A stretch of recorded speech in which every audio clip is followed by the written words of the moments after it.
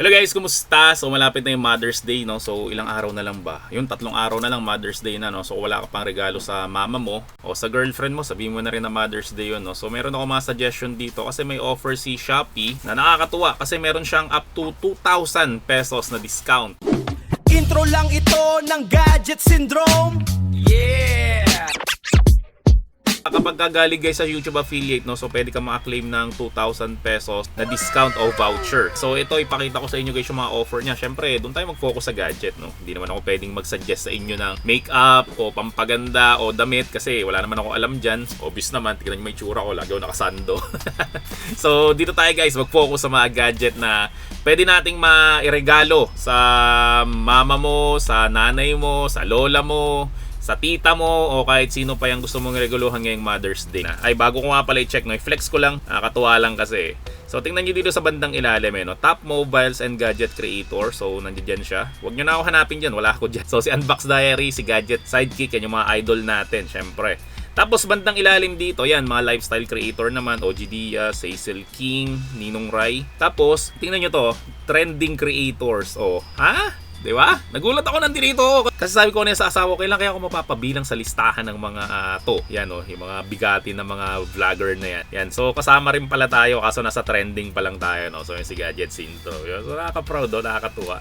Yan. So balik tayo dito guys sa mga pwedeng i-offer. No? Check ko yung mga unit nila dito na pwede kong i-suggest sa inyo. So dito guys sa Infinix meron tayo ditong Hot 60 Pro. So bumili ako nito 3 nung Pasko kasi niregalo ko doon sa tito saka sa tita ko. O, diba? Ang ganda nito guys kasi ang nipis lang nito. Tapos bukod sa manipis guys ay naka OLED screen na siya. Napakasulit ng pagkakabili ko dito at ang tuling niya. Diba? Sabi ko naman sa inyo, isasuggest ko sa inyo yan basta na-experience ko eh. Tapos dito sa Poco naman, ang meron ako dito ay itong M1 na to, na-vlog ko na to eh. Poco Pad M1. Isa yan sa pinakamurang tablet. Kasi guys, maganda kapag unang release ng Poco or ng Xiaomi, ang laki ng discount nila. So, nabili ko to siguro mga 11,000 lang ngayon. 14,000 na to yata eh.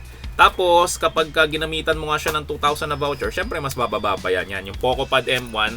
Highly recommended yan kung gusto mo ng tablet na mura pero magandang klase. Basta guys, gawa ng Xiaomi, gawa ng Poco, magandang klase yan. Then, sayang wala dito eh. Kasi meron pa akong isang Poco dito. Ito. X8 Pro Max kaso wala siya dito eh. So ang katumbas nito ay itong Poco F8 Pro. Mas matulin to. Ito yung mas mabilis na klase ng Poco. So maganda lang kasi dito ay yung kanyang battery kasi matagal siyang malobat. Tapos sa Tecno naman, tama ba yung spelling ng Tecno? Alam ko T-E-C-N-O lang to eh. Yan. So meron akong Spark Slim. Ito. Yan. Ito naman yung pinakamanipis na curve na cellphone. So check nyo naman yung itsura niya, no? Sobrang nipis nito.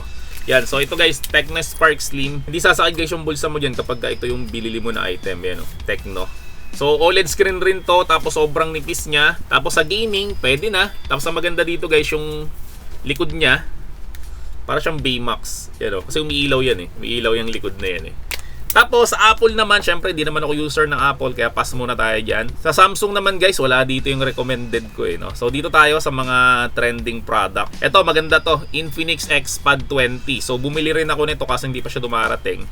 Yan kasi i-review ko rin siya sa channel ko. Kasi guys, yung chinek ko i-review niya sa online, no, isa rin to sa mga gandang tablet na pwede nating bilhin, no. So sana dumating na to. Then ito nagkaroon rin ako nito eh, itong Honor kaso hindi to yung X90, no. So mas luma yung sa akin.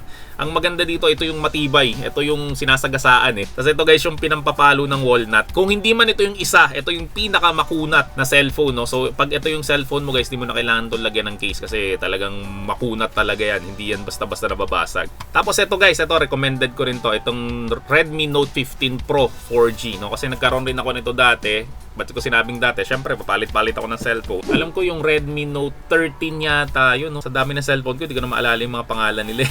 Yan. So ito guys, mid-range siya. Pero guys, yung performance siya, do sa presyo niya, sulit na sulit to guys. Itong Redmi Note 15 Pro 4G. Then, sayang yung Huawei, no? Yung Huawei sana gusto ko eh. Kasi ito yung paborito kong cellphone dati pa. Kaso, nangyari nga, binan yung Google. Kaya hindi na ako masyado nakakabili ng Huawei. Kasi lahat ng mga photos ko, lahat ng email ko, And syempre, lahat ng info ko nasa Google, no? Kaya pwede ako i-talk ni Google eh.